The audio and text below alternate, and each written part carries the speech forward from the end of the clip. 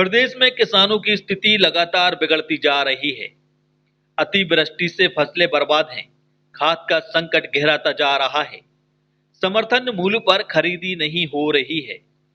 किसानों को smart meter और भारी भरकम बिजली बिलों का सामना करना पड़ रहा है। वहीं भावांतर योजना के जरिए किसानों को लाभ पहुंचाने की बजाय कुछ बड़ी कंपनियों को फायदा पहुंचाया जा रहा है। इन्हीं सवालों पर चर्चा के लिए संयुक्त किसान मोर्चा मध्य प्रदेश की एक महत्वपूर्ण बैठक भोपाल में आयोजित की गई। इस बैठक की अध्यक्षता भारतीय किसान यूनियन टिकैत के अध्यक्ष अनिल यादव ने की, जिन्होंने आंदोलन को दिशा देने की जिम्मेदारी भी संभाली।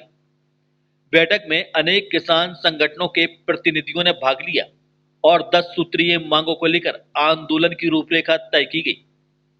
निर्णय लिया गया कि किसानों की समस्याओं को लेकर एक ज्ञापन मुख्यमंत्री को भेजा जाएगा। यदि 10 दिन में सकारात्मक कार्रवाई नहीं होती है तो 27 अक्टूबर को राजधानी भोपाल में विशाल प्रदर्शन किया जाएगा। इसके पहले 15-20 अक्टूबर के बीच जिलों और तहसीलों में ज्ञापन दिए जाएंगे। संयुक्त किसान मोर्चा मध्य प्रदेश ने सभी जिलों के किसान संगठनों से अनुरोध किया है कि वे इन मांगों के समर्थन में आगे आएं और 15-20 अक्टूबर के स्थानीय ज्ञापन एवं 27 अक्टूबर के भोपाल प्रदर्शन में सक्रिय रूप से भाग लें। आज हम बात कर रहे हैं संयुक्त किसान मोर्चा के बैनर तले होने जा रहे एक बड़े किसान आंदोलन की। और आंदोलन की वजह है कहीं न कहीं किसानों का सरकार पर से विश्वास उठना। सरकार ने बहुत सी घोषणाएं की जिस पे अभी तक अमल नहीं हुआ और किसानों की मांग है कि सोयाबीन को भावांतर में नहीं न्यूनतम समर्थन मूल्य में खरीदा जाए।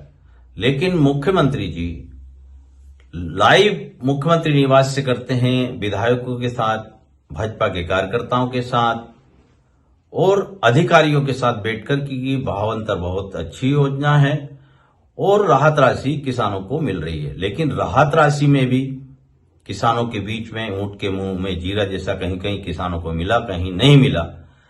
दूसरा हमारा यह है कि भावांतर को कहीं न कहीं बंद करके न्यूनतम समर्थन मूल्य पे खरीदी की जाए। इसको लेकर के प्रदेश में आंदोलन चल रहे हैं और राहत राशि की जगह हमको जो है मुआवजा दिया जाए। वो पूर्ण फसल चौपट हो गई है, उसका पूर्ण मुआवजा दिया जाए।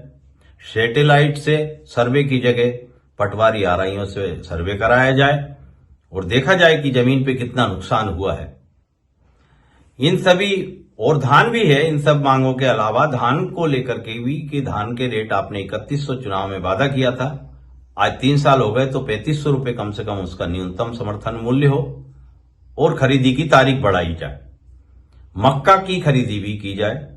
गेहूं के भी स्पष्ट करें कि गेहूं के बारे में क्या आगे सोचा है। इतने में गेहूं के भाव नहीं पुराते हैं, गेहूं के मूल्य पे भी एक चर्चा करने का विषय है और हमारे द्वारा इन सभी विषयों को लेकर के माननीय मुख्यमंत्री जी से कितनी बार संपर्क करना चाहा, लेकिन कोई भी किसान संगठन से मुख्यमंत्री जी मिलना नहीं चाहते।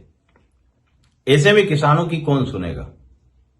इनसे जुड़े हुए संगठन वो इन्हीं की वाहवाही करते हैं, लेकिन जो संगठन अराजनीतिक हैं, जो किसानों के बीच रहते हैं, उनसे माननीय मुख्यमंत्री जी दूरी बनाए हुए हैं और इन सबके चलते हुए किसानों की समस्याएं सुलझ नहीं रही है। और आंदोलन की ये सब वजह के अलावा भी बहुत सारी किसानों की समस्याएं हैं जिनको लेकर के आज संयुक्त मोर्चा के बैनर तले 32 किसान संगठन अभी तक शामिल हो चुके हैं और जिलावार जो संगठन हैं सभी को हम बुला रहे हैं, एकत्रित कर रहे हैं। 15 तारीख को पूरे प्रदेश में जिला और तहसीलों में मुख्यमंत्री जी के नाम ज्ञापन जाएगा। अगर 10 दिन के समय अगर पूरी समस्याएं नहीं सुलझाई गई, माननीय मुख्यमंत्री जी के साथ बैठक किसानों की और किसान संगठनों की नहीं होती है, तो 27 तारीख को भोपाल में एक बड़ा जनसमूह किसानों का होगा, मुख्यमंत्री के निवास का घेराव करेगा। उस समय माननीय मुख्यमंत्री जी को सोचना पड़ेगा कि हम किसानों की समस्या किस प्रकार से हल करें। और मुख्यमंत्री जी को एक बात और आपके माध्यम से चेताना चाहूंगा कि पहले जो गलतियां करते आए हैं कि किसान आंदोलन को कुचलने के लिए किसान नेताओं की गिरफ्तारी, किसानों की गिरफ्तारी, इस प्रकार के कोई कदम सरकार ना उठाए जिससे कि किसानों में आक्रोश बढ़े। क्योंकि बड़े तादाद में किसान आज पहुंचने वाले हैं, बड़ा एक आंदोलन होने जा रहा है। ऐसे में अगर किसानों की गिरफ्तारी होती है या आंदोलन को कुचला जाता है तो कहीं ना कहीं मंदसौर जैसे हालात ना हो जाए कि एक मंदसौर आंदोलन हुआ था उस समय 2017 में, वही आंदोलन फिर से देखने को मिले।